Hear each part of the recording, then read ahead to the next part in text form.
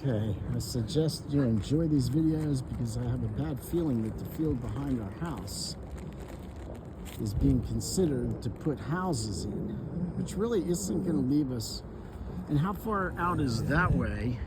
Is that going to, how far out there is that going to affect?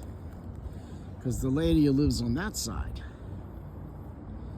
I think owns all that land, at least behind us. Possibly all the way, well, it can't go all the way through to there because there's houses there unless there's an easement, leadway, unless there's a way to get out to the main road. So it would have to enter from her side. Stop, Gus. So I don't know. Not looking forward to that. Don't know what that's going to look like. That's not what we signed up for when we got this property. We wanted some space, which we still have. A lot of space to have to pick branches up all over the place. So, today's gospel is the Gospel of John, chapter 8, where Jesus tells the Pharisees that I'm going somewhere where you can't go. And they say, is he going to kill himself? And Jesus, I'm not saying everything, but remembering everything, but Jesus says that you won't understand until they put me up on a pole. In other words, until the crucifixion, and then I raised from the dead. Stop pulling me so hard.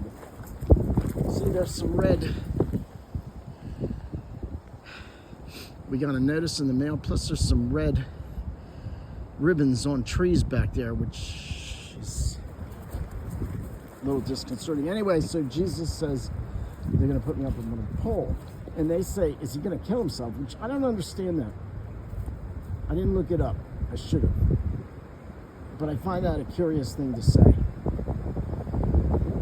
So instead of believing that he is I am, as Jesus said, you don't believe I am. Okay, you're eating something nasty again. He eats something nasty and then he starts popping his jaw. Shouldn't he? When he licked a snake, that happened. Probably it's not a good thing to lick a snake. So, yeah, so I find it curious. I'll have to look that up.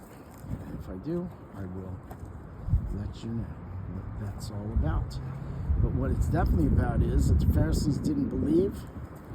Jesus died and did his thing, rose from the dead, and was vindicated, basically. And it was too late for the Pharisees, yes. So let's continue to try to prepare for the celebration of Easter, which is in less than 2 weeks. When we celebrate and recognize that Jesus rose from the dead. Let's ask the saints to pray for us, pray for the souls in purgatory. Can you stop? Can you stop?